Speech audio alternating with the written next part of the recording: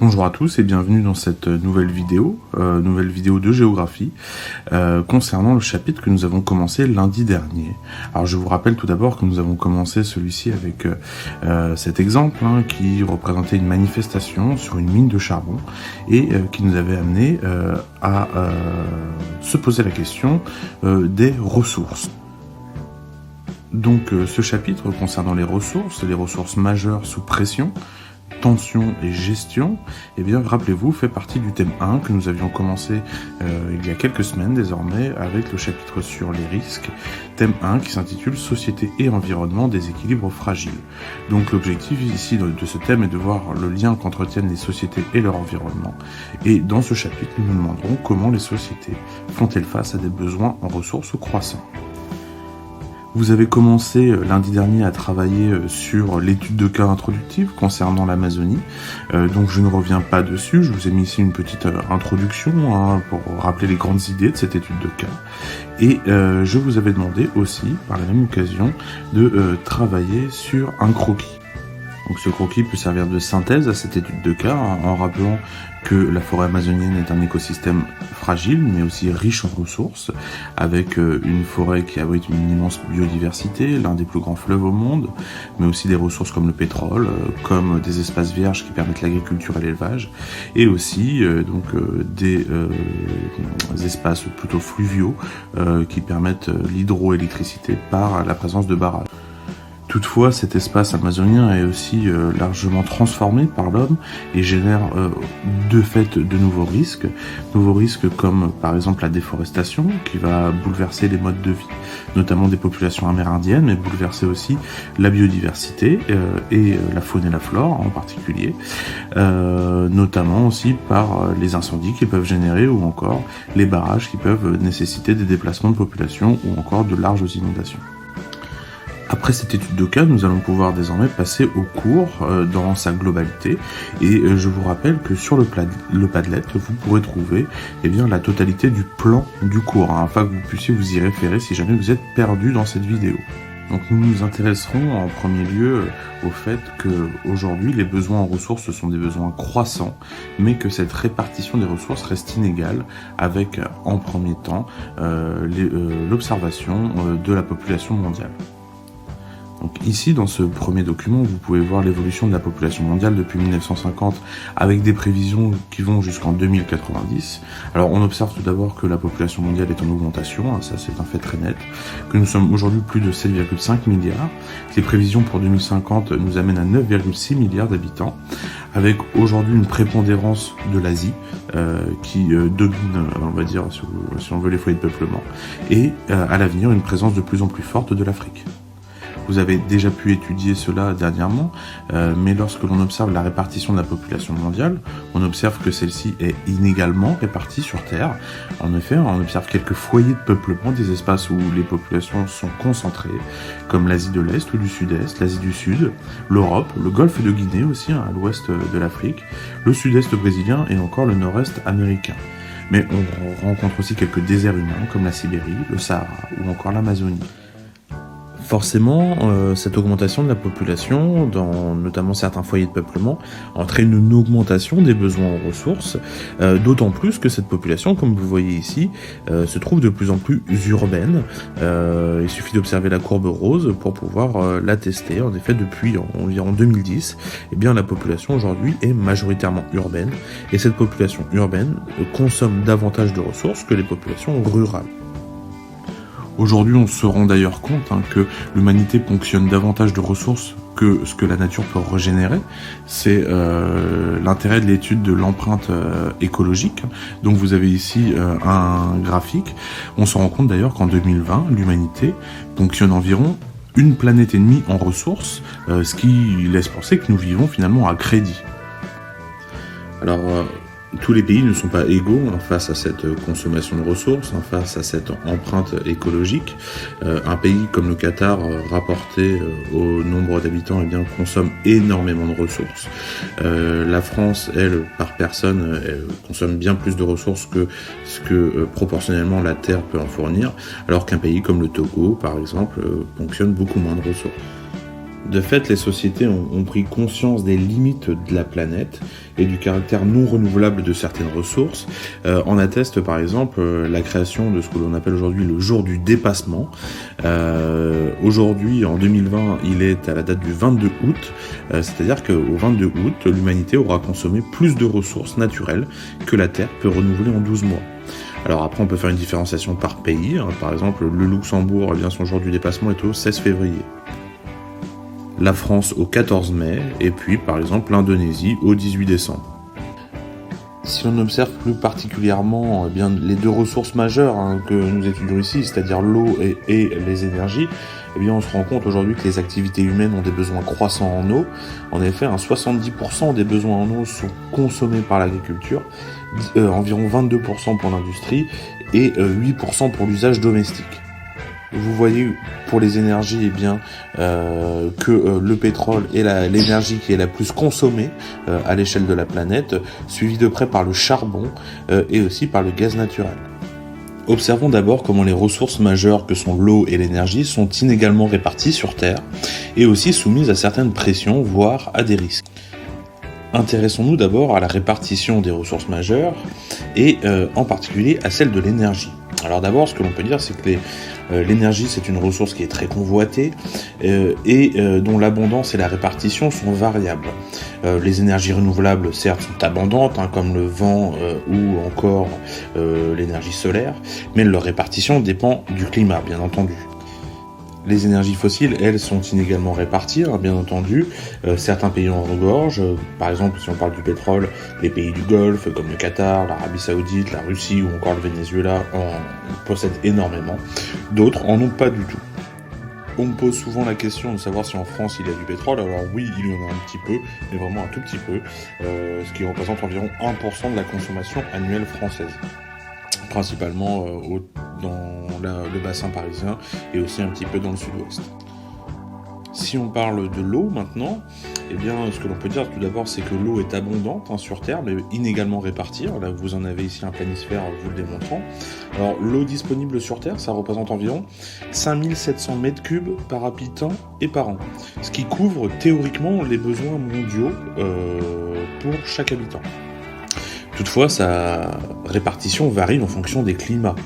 On peut bien le voir d'ailleurs sur cette carte, certains espaces, certains milieux que l'on qualifie par exemple comme arides, regardez par exemple au nord de l'Afrique, dans le Sahara, l'eau y est très rare, au Moyen-Orient aussi par exemple. Cette carte des milieux, vous la connaissez, des milieux naturels. Donc ici, je vous parlais à l'instant du milieu aride, on le retrouve bien ici au nord de l'Afrique. On va le retrouver aussi au Moyen-Orient ou encore en Asie centrale, ainsi que dans le désert australien. Ces milieux arides sont généralement très peu pourvus en eau. Toutefois, la présence de l'eau varie aussi en fonction des saisons, les précipitations varient en fonction des saisons, y compris en fonction des années. D'autant plus avec le changement climatique en cours. En effet, le changement climatique entraîne une augmentation des incendies, comme on peut le voir quasiment chaque année, désormais en Californie et en Australie. Cela entraîne des sécheresses et des inondations et bouleverse aussi les équilibres environnementaux. Il contribue aussi à la raréfaction de l'eau et à la désertification au Sahel, par exemple, au sud du Sahara ou en Inde, ce qui expose certaines sociétés au risque de pénurie d'eau. Vous avez ici en rouge les espaces qui seront les plus contraints à l'avenir en termes d'eau. Donc après s'être posé la question de la répartition des ressources, il convient de se poser la question de l'accès aux ressources, ce qui n'est pas tout à fait pareil. La répartition des ressources, c'est tout simplement là où se trouvent les ressources. L'accès, c'est finalement est-ce que les personnes accèdent réellement ou non à cette ressource. On observe que cet accès aux ressources est souvent le reflet du développement, du niveau de développement. Alors le niveau de développement d'un pays se mesure à l'aide d'un indicateur qu'on appelle l'IDH, l'indice de développement humain, qui mesure 3 facteurs qui permettent d'établir, le niveau des conditions de vie d'un pays, l'espérance de vie, le taux d'alphabétisation et le PIB par habitant. Donc en gros la richesse, la santé et le niveau d'éducation d'un pays. Plus un pays a un IDH élevé, plus on considère qu'il est développé. Intéressons-nous d'abord à la consommation d'énergie qui est représentée sur ce planisphère. Alors ici, on remarque ici 3 grands espaces où la consommation d'énergie est très forte. D'abord l'Amérique du Nord, l'Union Européenne et ensuite la Chine. Alors plusieurs facteurs permettent d'expliquer cette consommation totale d'énergie très importante dans ces 3 espaces. On pense d'abord à la démographie, bien entendu, en Chine. Mais après, il faut aussi s'intéresser à la consommation d'énergie par habitant qui est très forte aux États-Unis et en Union Européenne. Cela s'explique principalement par le fait que en Union Européenne et aux États-Unis, le développement y est élevé et on remarque bien que généralement, plus un pays est développé, plus il consomme de ressources, et notamment de ressources énergétiques. Ce qui paraît logique pour alimenter, finalement ces ressources alimentent aussi tout un tas d'infrastructures, tout un tas de transports qui font que ce pays peut être considéré comme développé. Donc en conclusion, on peut considérer que ce sont les pays développés ainsi que les pays émergents comme la Chine ou comme l'Inde, mais aussi au Moyen-Orient par exemple ou en Amérique latine. Donc que ce sont dans ce type d'État que on consomme le plus d'énergie, tout simplement parce que ce sont ceux qui sont capables de développer des technologies aussi pour exploiter ces ressources, comme le pétrole, le charbon ou encore l'énergie nucléaire pour la France par exemple. On remarque que l'accès à l'eau, eh bien, lui aussi dépend du niveau de développement. Prenons un exemple. Ici, vous avez au centre de l'Afrique un pays qui est très bleu foncé. Il s'agit de la République démocratique du Congo, qui nous montre que c'est un des pays, en tout cas le pays africain, qui possède les plus grandes ressources en eau du continent. Environ 50% des réserves d'eau se trouvent en RDC. Toutefois, si on observe ce planisphère en anamorphose ici, eh bien, on se rend compte qu'assez bizarrement, la République démocratique du Congo fait ici partie des pays dans lesquels le nombre de personnes n'ayant pas accès à l'eau potable eh bien, est l'un des plus importants d'Afrique et où le pourcentage de la population n'ayant pas accès à l'eau potable est aussi très élevé. Ce qui peut paraître étonnant parce que c'est un des pays qui possède le plus d'eau en Afrique. Ce qui permet d'expliquer ce paradoxe, eh bien, c'est tout simplement que la République démocratique du Congo est un des pays les plus pauvres de la planète, qui ne peut pas forcément mettre en place des infrastructures, des aménagements, comme des barrages pour faire des retenues d'eau, comme des canalisations, pour permettre aux habitants d'avoir accès à de l'eau potable. A contrario, on peut prendre le cas d'Israël, qui est un pays qui est très peu pourvu en eau, mais qui parvient à mettre en place des infrastructures pour donner accès à l'eau à ses habitants. Cette photographie prise en Inde, dans la capitale à New Delhi, eh bien, montre aussi que certains pays émergents, comme l'Inde, peuvent avoir des difficultés d'accès à l'eau, non pas parce qu'ils en manquent, mais bien plutôt parce que les infrastructures viennent à manquer ou peuvent être déficientes dans certains quartiers. Ce qui fait que certains habitants sont souvent contraints, on nous dit, d'acheter de l'eau à des compagnies privées ou même au marché noir. Petit 3, transformation des environnements et pression sur les ressources. Alors on observe ici tout d'abord que cette consommation de ressources, tant l'eau que les énergies, eh bien, connaît aujourd'hui une augmentation fulgurante, notamment depuis les années 50. Dans l'après-guerre, avec cette période qu'on a appelée les 30 glorieuses, où finalement la consommation est devenue une consommation de masse qui a nécessité énormément d'énergie et d'eau. Cela s'explique aussi par les évolutions démographiques, l'augmentation de la population, mais bien entendu par la croissance économique et l'augmentation globale des niveaux de vie. Les besoins alimentaires, notamment, pèsent beaucoup sur les ressources en eau, notamment l'accès, par exemple, à une consommation de viande plus importante à l'échelle de la planète, qui nécessite beaucoup d'eau. La transformation par les sociétés de leur environnement génère aussi des pressions constantes. Les retenues liées aux grands barrages inondent certaines grandes surfaces, y compris dans les forêts. On a parlé de l'Amazonie ou au Congo, par exemple. L'exploitation des sables bitumineux et du gaz de schiste génère aussi une dévastation de certains milieux fragiles, comme aux États-Unis. Et enfin, la surpêche entraîne la raréfaction de certaines espèces, comme le thon ou le cabillaud, par exemple. Enfin, on peut dire que l'appropriation des ressources constitue aussi un enjeu de puissance. Par exemple, l'indépendance énergétique peut être considérée comme une arme économique par les pays producteurs, comme la Russie ou les pays du Moyen-Orient, vis-à-vis de leurs clients, l'Europe, et donc ainsi faire pression sur eux. On le voit aussi ici sur cette caricature, on voit le roi d'Arabie Saoudite en 1973, pointer une pompe à essence en direction de présidents et chefs de gouvernement des pays occidentaux, assimilant finalement le pétrole à une arme avec laquelle on peut faire pression. Les revenus liés au commerce des ressources participent parfois aussi au financement de guérillas. Je vous conseille à ce titre un film avec Leonardo DiCaprio dont vous avez l'affiche ici qui s'appelle Blood Diamond, qui évoque la question des diamants de sang qui sont à l'origine de nombreux conflits en Afrique. Et l'exploitation des ressources peut aussi entraîner l'enrichissement de certains dirigeants politiques qui vont bénéficier, on va dire, des revenus liés aux ressources de leur pays, par exemple au Kazakhstan avec le pétrole. L'appropriation des ressources peut s'avérer aussi parfois conflictuelle. Là, vous avez une image, une caricature de Plantu évoquant la guerre en Irak en 2003, dont que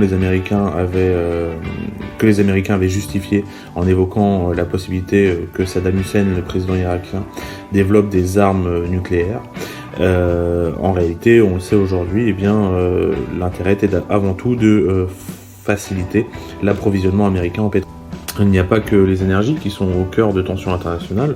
L'eau peut aussi générer des conflits. C'est le cas par exemple à l'est de la Turquie, dans le territoire dans lequel la Turquie est en train de construire des barrages qui viennent du coup affaiblir les fleuves en aval, notamment en Irak, ce qui forcément va gêner les pays qui se trouvent en aval d'un pays qui place des barrages et donc qui retient une grande partie de l'eau. C'est aussi le cas entre la Chine, le Laos et le Cambodge. Par exemple, on le voit sur cette carte, dont je vous encourage à faire pause sur la vidéo pour bien pouvoir la lire. Ici, on se rend compte que la Chine a pour projet de construire un certain nombre de barrages qui viendront forcément réduire le débit du fleuve du Mékong qui traverse d'autres États comme la Thaïlande, le Laos ou le Vietnam par exemple, et donc qui peut générer des tensions entre ces États.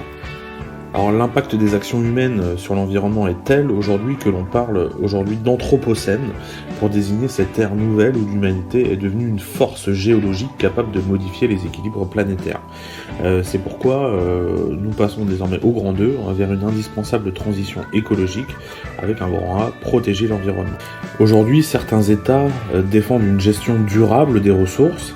On pense notamment par exemple à l'Union européenne qui met en avant des quotas de pêche visant à limiter la pression sur les ressources halieutiques, ou encore à l'échelle nationale, certains États comme la France ont défini des périmètres dans lesquels les aménagements et l'usage des ressources naturelles sont réglementés.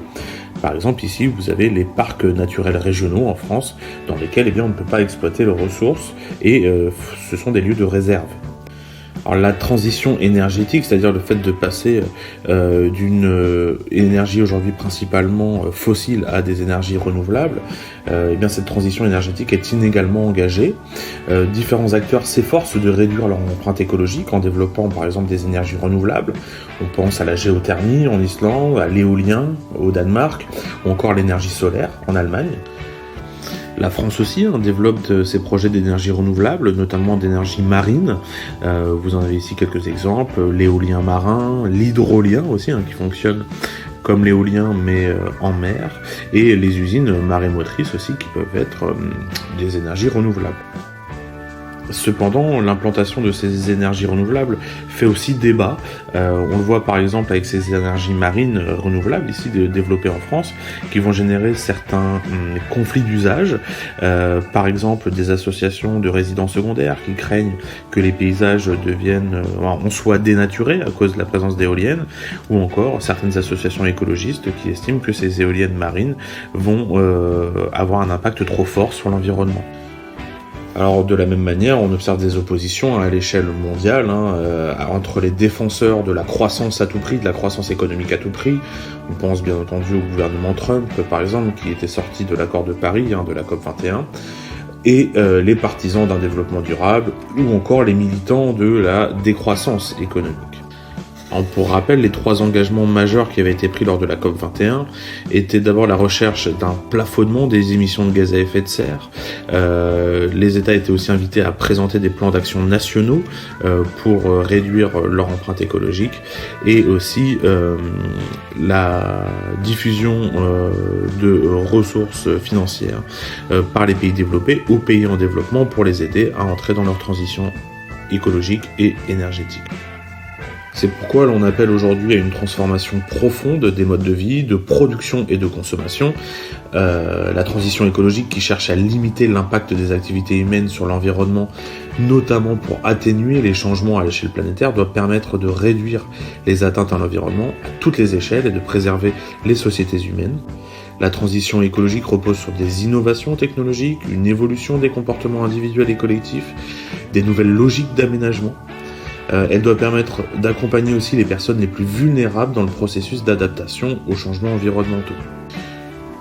Voilà par exemple un petit schéma qui permet de gérer davantage durablement l'eau. Alors la transition écologique est portée par une diversité d'acteurs, autant publics que privés. On pense par exemple aux collectivités territoriales, plus locales, comme les communes, les départements ou les régions, les États, mais aussi les organisations régionales, on pense à l'UE avec les quotas de pêche par exemple, ou encore la communauté internationale avec le développement des agendas 21 par exemple pour l'ONU. On rencontre aussi des acteurs du changement plus privés, comme des entreprises qui s'engagent dans la transition environnementale et le développement durable, les particuliers, par exemple, en modifiant leurs gestes du quotidien, les associations ou encore les organisations non gouvernementales, comme Greenpeace ou WWF. À l'échelle mondiale, ce sont principalement les pays développés qui sont souvent moteurs, mais néanmoins leurs efforts sont inégaux. On peut penser aux États-Unis ces dernières années par rapport à l'Union européenne qui s'engage davantage dans cette transition écologique. Les pays du Sud, eux, insistent forcément sur les coûts que représente l'adaptation aux changements climatiques et environnementaux, et donc s'engagent aussi avec des efforts différents en fonction de ces pays. C'en est fini de cette vidéo qui, j'espère, vous aura plu. En tout cas, elle vous permettra de réviser, j'imagine, et de travailler correctement à partir aussi du plan et du cours qui seront déposés sur le Padlet. Je vous souhaite à tous une bonne journée et vous dis à très bientôt.